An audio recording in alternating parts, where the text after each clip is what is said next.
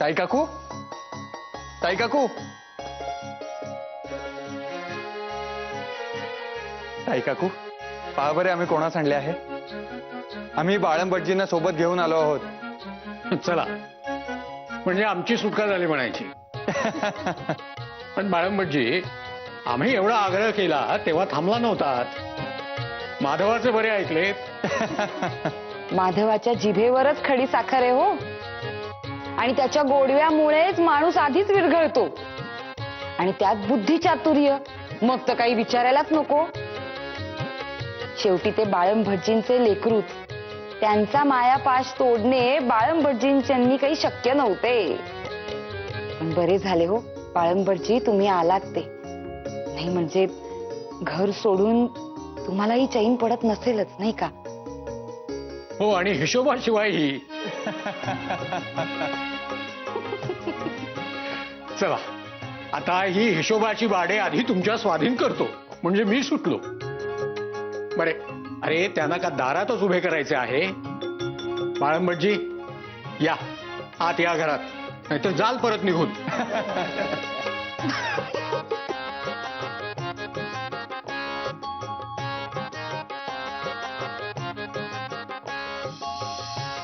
अहो वहिनी, ते बटाटे धुवून झाले असतील तर ते चिरावयास घ्या. अरे नारू, सटा हात चालव. माई वगैरे अंगे धुवून येतीलच. त्यांच्यासाठी मसाले दूध करायचे आहे काय? हो. आणि मुख्य म्हणजे आज बाळम भटजी घरी परत आलेले आहेत, तेव्हा घरच्या देवांची पूजा अगदी यथासांग होणार. तेव्हा साग्र संगीत नैवेद्य व्हायलाच हवा. काय हो वहिनी? अगदी बरोबर. अगो बाई, माई ये ये बस. दूध होतेच आहे, थोडे घे जरा ऊन. म्हणजे जसा घशाला आराम पडेल. काय हो, आता झेपत नाही हो पूर्वीसारखे. काय हो सुभद्रा वहिनी, रावजीचे काही कळले का? मोरोबाने काही टपाल झाडले आहे का? हो, आता उतारे हो तापास. पण अजून पूर्वीसारखी शक्ती भरून कामे करायला निदान 2 महिने तरी लागतील. असे होय? असू दे असू दे, अगदी खणखणीत बरे होऊ दे त्यास. हो, मी काय म्हणते, दुर्गाक्काच कळविले पाहिजे. तिकडेच थांब सगुणे सोबत. सगुणेच एकटीने नाही हो निभायचे. अगो माई, तुलाच भारी का? नारू, पुढच्या अंगणामध्ये आमसुलाचे वाळवण घातले आहे. सगळी सोले उलटी सुलटी कर आणि मगच आत ये. बरे. सुभद्रा वहिनी, द्या तांदूळ निवडून देते. द्या द्या. अगो माई, काय गो? नाही, तुलाच सगळी काळजी आहे हो सुभद्रा वहिनींच्या लेकरांची. पण त्यांना काही आहे का त्याची जाण? विचार ना त्यांना. आता हा विषय काढायलाच हवा का ताई? का नाही काढायचा हो? का नाही काढायचा? माई मालकीणे या वाड्याची, तिलाही कळू देत. ती घरात नसताना तिच्या मागे काय काय चालते ते. आणि एक गोष्ट लक्षात ठेवा हो वहिनी, नाही कोणाच्याही पाठीमागे मला असं कुचू करायला मुळीच आवडत नाही. जे काही असते ना ते मी समोर तोंडावर बोलते. बरे का माई, तू घरात नसताना ही दोघे नवरा बायको वाड्याच्या मालकीवरून चर्चा करत होती. काय? आणि काय गो माई, भाऊसाहेब गेल्यानंतर हा असला विचार आपल्या तरी मनी आला होता का? अगो आपले सोडून दे, आपल्या लेकरांच्या मनी तरी आला होता का? नाही ना. पण यांना मात्र. अगो काही माझ्यासाठी बोलत नव्हते मी ताई. मला माईंच्या मुलांची काळजी ना म्हणून बोलत होते हो. आता मला सांग माई, अगो माधवाच्या लग्नास इतकी वर्ष झाली, हल्ला का पाळणा?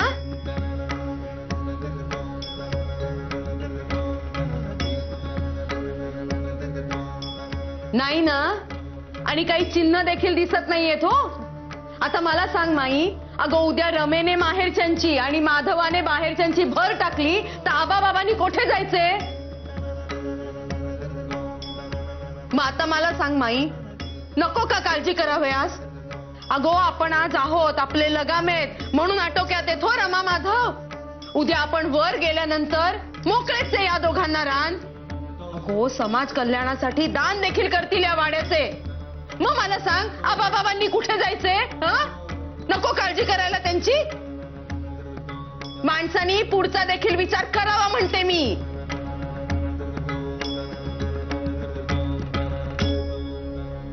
एक सांगू का सुभद्रा वहिनी, तुम्ही इतर कुणाच्याही बाबतीत हे म्हणाला असतात ना तर पटले असते मस, पण माधवाच्या बाबतीत मी अगदी निश्चिंत आहे हो. माधव आबा बाबांना काय, अगदी नारू आणि सोमण काकूंना सुद्धा कधी वाऱ्यावर सोडायचा नाही. आणि तिन्ही भावांचे एकमेकांवर मोठेच प्रेम आहे. तेव्हा याची काळजी नको. एक विनंती करायची आहे मग. हा विषय या वाड्यात यापूर्वी कधीही झाला नाही आणि यापुढेही कधीही होणार नाही याची काळजी घ्या. आणि माधवा घरात असताना तर नाहीच नाही. हे सारे जर त्यास कळले तर फार यातना होतील हो त्यांच्या मनात. तेव्हा आता इथेच थांबा.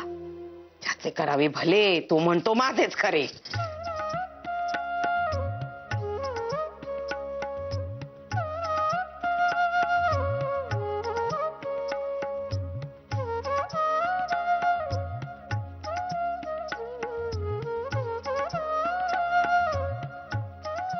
मग स्वतःनी आणि सार्वजनिक काकांनीही अगदी ठणकावून सांगितले त्यांस की बयोचे लग्न होणार म्हणजे होणारच. शेवटी अगदी निर्विघ्नपणे पार पडले हो लग्न तिचे. होय, पण मोरेश्वर मंडळींनीही अगदी शेवटपर्यंत धीर नाही सोडला. कच खाल्ली नाही त्यांनी. त्याबद्दल त्यांचेही कौतुक करावे तितके थोडेच. मी हवाच होतो तिथे. त्या सनातने अंश चांगलेच लोळविले असते. आणि तेच तर नेमके करावयाचे नाही असे स्वतःचे म्हणणे आहे. म्हणजे आधी तुम्ही त्यांस मारावयाचे, मग त्यांनी तुम्हास, आणि मग पुन्हा तुम्ही त्याच. हे चक्र कधी संपावयाचेच नाही. आणि मूळ मुद्दा बाजूला. म्हणून तर एकाने हात उगारला तरी दुसऱ्याने पाय रोवून घट्ट उभे राहावयाचे. म्हणजे अगोबाई, अहो मी तरी काय येथे अशी बोलत बसलीये. ताई सासूबाईंच्या मदतीस जावयाचे आहे. रागे भरतील ना त्या. जाते मी. थांबा थांबा, तुमचा अभ्यास किती झाला आहे ते पाहावयाचे आहे मला. आबा म्हणतो तुम्ही खूप पुढे गेले आहात म्हणून. माझा याच्यावरती विश्वास नाही. यातून तुम्ही एक परिच्छेद वाचून दाखवा तर विश्वास बसेल. हे हो, पुढे बिढे काही गेलेली नाही मी. पण स्वतःमुळे 4 कठीण शब्द अधिक कळले आहेत तितकेच. पण द्या, परिच्छेद वाचावयास आवडेलच मला. द्या बघू. हे नको. हे वाचून दाखवा. अखूबाई, अहो कॅन्टरबरी टेल्स. अहो चॉसरने लिहिलेले हेच तर पुस्तक वाचते आहे मी सध्या.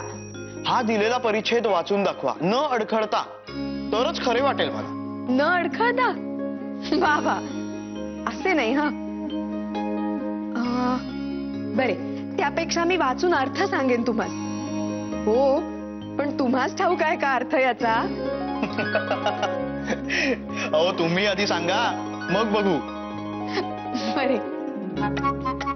Certainly, a man who dies in the flower of his excellence, when he is sure of his good name, has the greatest honor.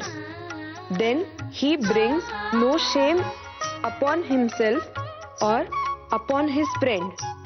Therefore, his friend should be happier that he died in such circumstances than if he had died when his name had grown pale with age and his accomplishments were all forgotten. Rama वहिनी, I am impressed. खरेच न अडखळता सराईतपणे वाचलेत तुम्ही. आबा, खरेच रमा वहिनी आपल्या खूप पुढे गेल्या. रमा वहिनी, आता अर्थ. म्हणजे आपल्या गुणांचा नावलौकिक ऐन बहरात असतानाच ज्यास मृत्यू येतो तोच खरे भाग्यवान. वा, छान चालले आहे. घरच्या सुना मान मर्यादा सोडून बैठकीवर येऊन बसल्या आहेत. पुरुषांच्या मांडीला मांडी लावून गप्पाष्टके करीत. नाही अहो, मी त्यांना वाचून दाखविण्यास सांगत होतो. एक शब्द बोलू नकोस तू. तिकडे धुळ्यास नाचत असतील हे फिरंग्यांसारखे, पण येथे नाही चालावयाचे. बायकांनी राहावे ते माझघरात नाहीतर स्वयंपाकघरात. येथे काय काम आहे? ही असली अगोचर थेरे इथे चालायची नाहीत. आणि ही इंग्रजी वाचते हे लांछन आहे. कौतुक कसले करता तुम्ही?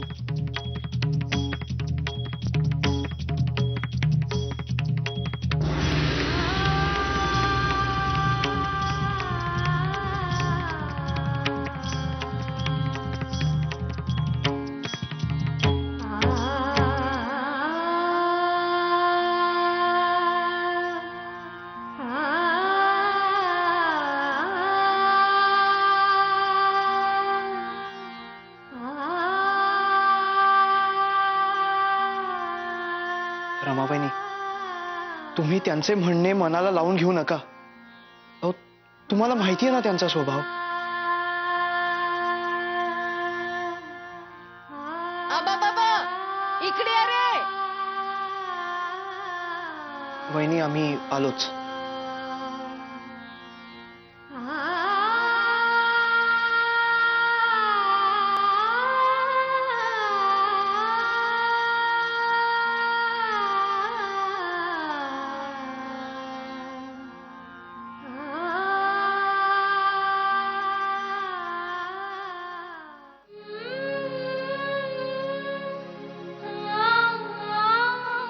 रमाबाई,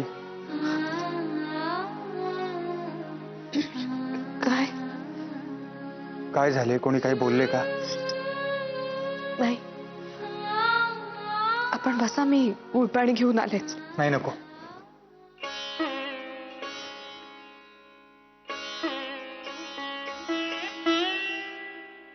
काय झाले? आपण इतके अस्वस्थ का? रमाबाई, अखेर वासुदेव बळवंत फडक्यांना जन्मठेप झाली. काय? अगो बाई, फाशीच व्हायची. परंतु सार्वजनिक काका आणि आम्ही आणि नंतर वरिष्ठ कोर्टात महादेव चिमणाजी आपटे यांनी त्यांना वाचविण्यासाठी शर्थीचे प्रयत्न केले. पण मग का बरे नाही टाळता आली जन्मठेप त्यांची? त्यांनी आत्मवृत्तपर दैनंदिन्या लिहिल्या होत्या. त्याच सरकारच्या हाती सापडल्यामुळे त्यांच्या विरोधात मोठा म्हणजे मोठाच पुरावा होता.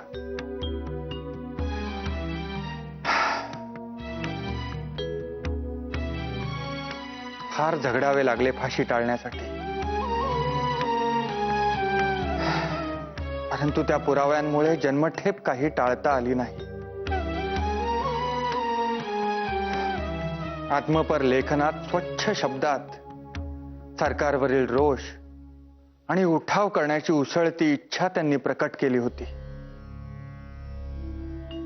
जन्मठेप अटळ होती. संपले. एक धगधगते पर्व संपले. फडक्यांचा मार्ग आम्हास पटला नव्हता हे खरे, परंतु त्यांनी हा बंडाचा खटाटोप स्वार्थापोटी मांडला नव्हता हेही तितकेच खरे. आपल्या उपजीविकेच्या नोकरीसारख्या साधनांवर त्यांनी लाथ मारली. आपल्या घरादारावर निखारा ठेवला. आपल्या बायको मुलास भिकेला लावले. पण हे सगळे केवळ देशभक्तीच्या आवेगाला वश होऊन केले. त्यांच्या या निधड्या छातीच्या निस्सीम स्वार्थ त्यागाकडे डोळे झाक करता येणार नाही आणि त्यांच्या मार्गदोषांबद्दल काळेही फासता येणार नाही. ते एक बंडाच्या कल्पनेने खुळावलेले देशभक्त होते, पण देशभक्त होते. या देशाला त्यांचे स्मरण सदैव जागृत ठेवले पाहिजे. रमाबाई, पेढ्यांच्या तुरुंगात रवानगी झाली त्यांची. आता पुन्हा भेट केव्हा होणार? या हिंदुस्थानातील साऱ्यांना सुख मिळावे या कल्पनेने पंख पसरून आकाशात उंच उंच भरारी घेऊ पाहणारा एक खुळा पक्षी त्या कालकोठडीत मनामनाच्या बेड्यांनी बंदिवान होणार. केवढे हे दुर्दैव. प्रत्येक क्षणी जिवंत मरणच असेल त्यांचे.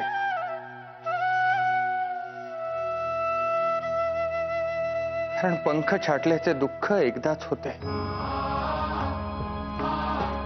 परंतु पंख मिटून घेण्याचे दुःख आयुष्यभर असह्य छळ करते. सुदेवराव, तुमची आठवण चिरंतन तेवती राहील आमच्या हृदयात.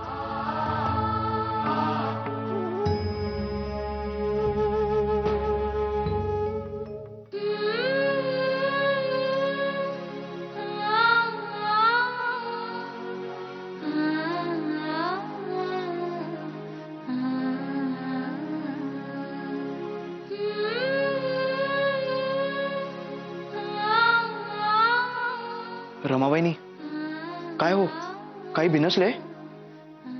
नाही, अण्णांचे टपाल आले आहे. खरे तर त्यांस इकडे बोलाविले होते, परंतु काही कारणाने त्यांस जमणार नाहीये असे कळविले आहे त्यांनी टपालाने. तेव्हा मन उदास झाले आहे असेच ना?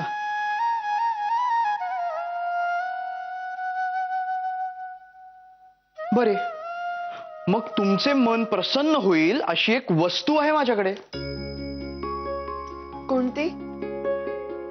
रमाबाईनी, हे काय आहे सांगू शकाल? काय बरे असावे?